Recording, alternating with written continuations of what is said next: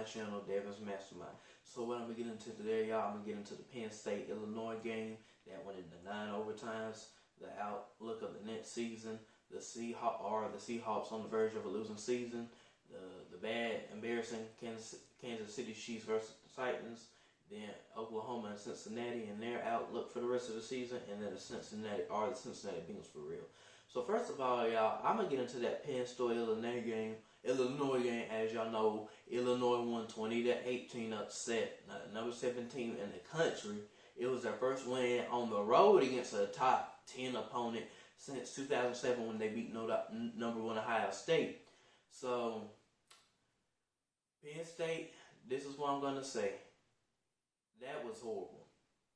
I mean, it took 9 overtimes for somebody to win the game. I mean, y'all know the overtime rules is first overtime you go for a touchdown. Both teams go for a touchdown. Then overtime 2 is a touchdown, the 2-point conversion if you get the touchdown. And as y'all know, past that, it's just consecutive going for 2-point conversions in third overtime, 4th overtime, 5th overtime, 6th overtime, 7th overtime, 8th overtime, 9th overtime.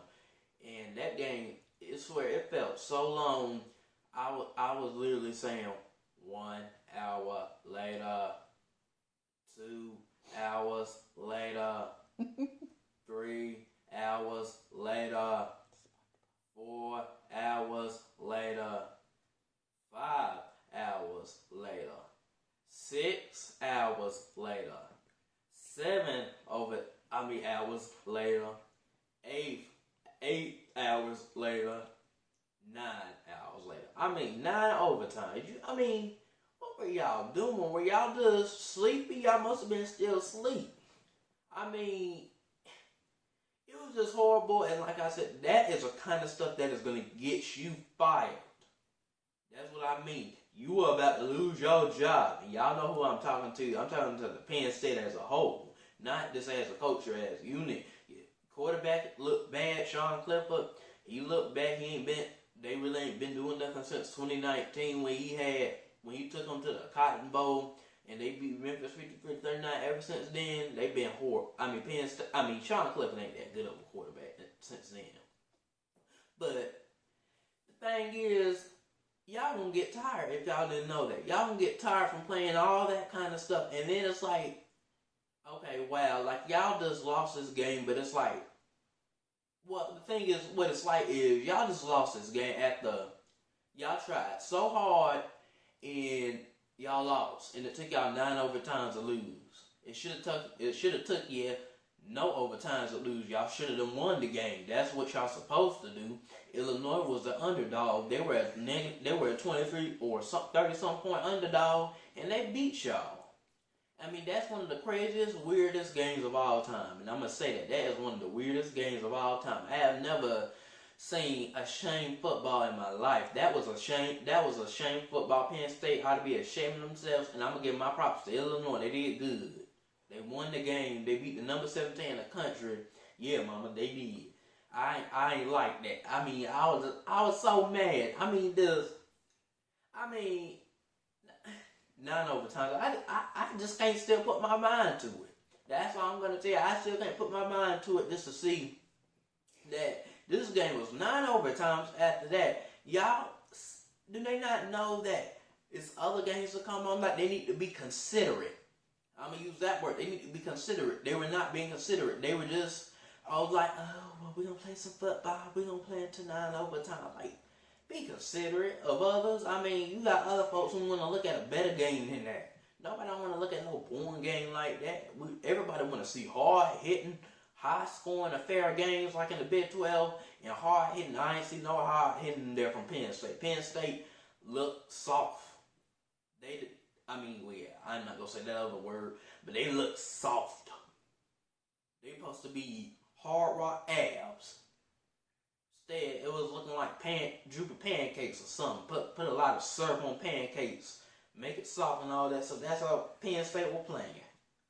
But either way, that's it for that segment, because that was just one of the horriblest games I've seen. Well, I didn't see it, but I heard all about it. I looked at the highlights.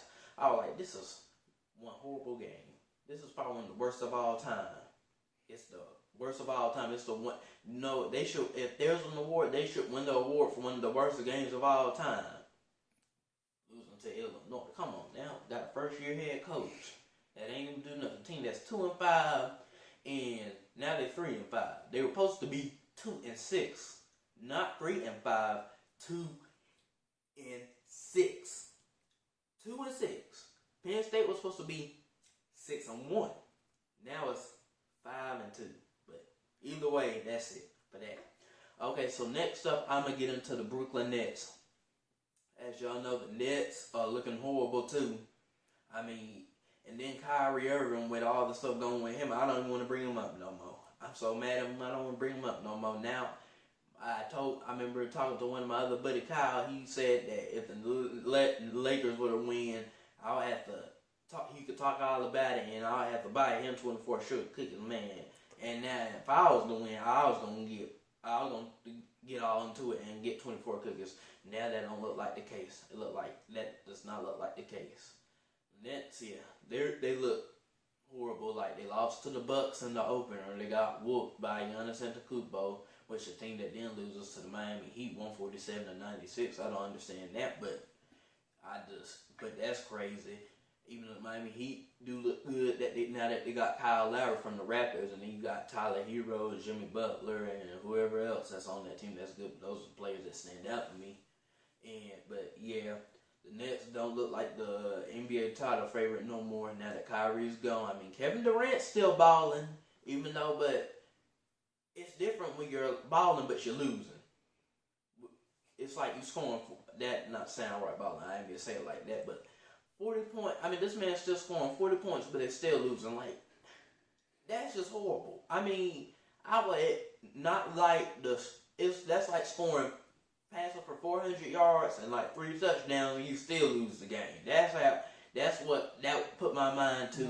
Is still losing the game, but you have one of the best rush yards in history. I mean, that's how bad it looks when you're doing great, but you're losing. I mean, yeah. But the Nets, yeah, they're 1-2. They lost to the Charlotte Hornets and LaMelo Ball and all of them. And yeah, so like I said, if y'all would ask me, the Bucks and the 76ers, the 76ers there's a lot of stuff going on with Ben Simmons, so I'm kind of a little on them. So I think the Bucks still are the title favorite. Maybe the Miami Heat Celtics could show us something, which they look like they are. I mean, Celtics were doing good. Jaylen Brown, even though they lost to the New York Knicks in overtime, Jaylen Brown still scored 46 points. Jason Tatum scored like 20-something, so I think they'll be good.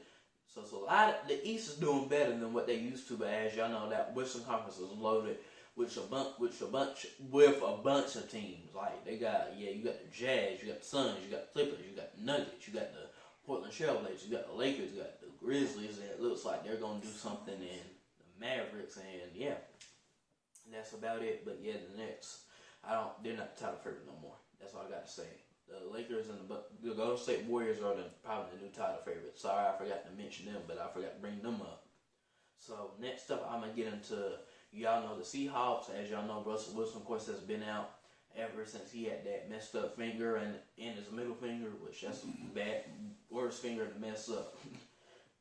No matter if you're playing football or not, because but that's a whole nother story for that time. But the Seahawks, they play the Saints tonight at 8:20.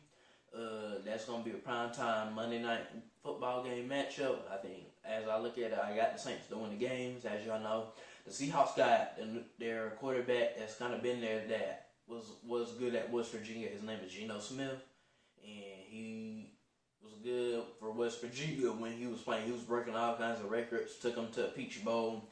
170-33 against the Clemson Tigers team, but that was in 2011, which that was the time when Clemson, they were good, but they weren't like great how they kind of been, and that's a whole nother story I'm going to get into for Clemson and Pittsburgh. But yeah, Geno Smith is the quarterback now.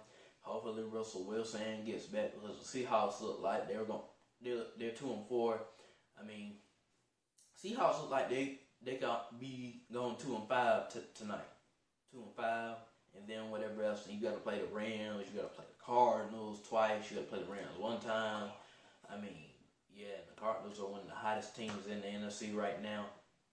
And Yeah, but the thing is, the Cardinals, yeah, they're 7-0, undefeated, and I'm just looking at it. How does that happen for a Cardinals team? Yeah. Like, this Cardinals team Just ain't 2 been years good. ago, they weren't that great, or 3. Yeah, the Cardinals haven't been good since 2015, y'all. That was when they had played in the NFC Championship, and they got lost to Cam Newton and the Carolina Panthers. So that was the year the Panthers and the Broncos were played in the Super Bowl. As you know, the Broncos won 24-10. Bob Miller was defensive MVP for the Super Bowl. He was one of the great defensive players that year. He still kind of is, but you don't really hear about him as much. But as y'all know, that was the last time the Cardinals were good and got close to winning the Super Bowl. But the thing is, 2016 they were bad. 2017 they were bad. 2018 they were one of the worst teams. 2019 they did okay. I mean, they were not as worse as it was the year before. Then in 2020 they went 8-8, and now 2021 they're 7-0. Which they're the best team in the league right now. Sit there, I think them, the Cowboys, and the Bucks, but probably I need to put the Bucks over the Bucks over the Cowboys. And as y'all know, Tom Brady had his 600 touchdown pass, over 600 touchdowns. I mean, he's just breaking records still, but he got all them weapons and stuff to help him. I mean, you can't. I mean, yeah, the Buccaneers got too many people. They keep on adding people. They're kind of like the Lakers. They remind me of the Lakers because they keep on adding people and they keep on winning and stuff. That's a super team. That's how I feel. Yeah, the Bucks are definitely a super team. Returned all their 22 starters from the Super Bowl last year. I'm balling out now, 5-6-1, leading the division in the NFC South. Where'd the Cardinals? Yeah, but yeah. So I just want to say, yeah, I think the Seahawks are on the verge of losing, maybe having a losing season, but the Seahawks are not the only ones that feel that. The Chiefs definitely got to feel that after a 27-3 butt whooping game. 27-3. I was looking at that game. I was like, man, who did they play? Tennessee Titans. Oh yeah, never mind. I like the Titans. Yeah. But 27-3. Hey, Julio. What's going on? I don't know what was going on. Then Patrick Mahomes got hit so hard, he got a concussion. But I don't know what is going on with the Chiefs. But if you ask me, Chiefs got a tough schedule. They got to play the Chargers. I know they got to play the Raiders twice. That looks like they're doing pretty good. They got to play the Cowboys. They got to play the Cincinnati Bengals, which that's a segment I'm going to get into next. But the Chiefs are looking horrible. They are looking like the 0-16 Cleveland Browns in 2017. That's how bad they're looking, even though they're 3-4. But I mean, 27-3. I mean, y'all might as well be putting the conversation from Penn State, because Penn State and Kansas City. I mean, for Penn State to play 9 overtimes and to lose 2 points, like I just said, and then for the Chiefs to lose 2. I mean, that's crazy. I mean, those are one of the worst stories. That they should be put that in the misery index, which means the misery. I mean, whatever you call it, it's like it's just saying like they're one of the worst teams, or they're even one of the worst teams to play a game that day. I mean, that's how bad the Chiefs looked. But Derrick Henry had a touchdown pass. He did good. Ryan Tannehill did okay. A.J. Brown was bullying people, catching footballs. I mean, Julio Jones, he didn't make an impact, but he had a few catches. I think 2 catches for like 38 yards. So otherwise, I think the Titans still won 27-3. So it was really nothing to say bad about the Titans, because the Titans won and they whooped the Chiefs, and the Chiefs are not Super Bowl contenders. Definitely not. They're one. Yeah. How they played, they should be picked no doubt one. They should be the number 1 overall pick in the NFL draft this coming year, but that's not gonna happen. So next up, I want to get into Oklahoma. Oklahoma looks bad too, even though they're 8-0 and undefeated. They don't look too good after playing against a Kansas team that hasn't been good since 2007, when they went to like the Orange Bowl and they finished 12-1. And that was really the last year that the 2007 Kansas Jayhawks football team was good. But as y'all know, they're not a football school, they're a basketball school. They done won 3 national championships in their history, and Bill Self is one of the famous head coaches for them, coaching 17 about to be 18, I think 19 seasons, along with Baylor Scott Drew, who had won the NCAA national championship in April. So yeah, but with Oklahoma is supposed to be way better than what they did. I mean, they trailed 10-0 at halftime. And then, of course, in the third quarter, they were down by 3 points. And then in the fourth quarter, for whatever reason, they score a lot of points, and they went 35-23. I mean, they just look bad. Cincinnati didn't look good either. Almost losing to a Navy team, as y'all know. But that was y'all the top teams. Well, all the top teams look horrible. Not all of them, but Alabama was having trouble. Georgia, as y'all know, had an idol. Michigan and Michigan State both had an idol. Penn State, yeah, as y'all know, lost in 9 overtimes. I can't still keep my head around that, but they did lose. Oklahoma, yeah, like I said, Oklahoma, Cincinnati not doing good, and Oregon having a tough fight against UCLA, which I knew UCLA was going to give Oregon a tough fight, because UCLA's kind of been, they haven't been good, but this year they kind of been okay, even though they lost to a Fresno State and an Arizona State football team. But either way, yeah, they did give Oregon a fight. It looks like, at first it looked like Oregon was about to pull it away, but then it looks like they were about to let UCLA get it, and I was like, come on, Oregon, and that dude, whatever, made the game-stealing interception.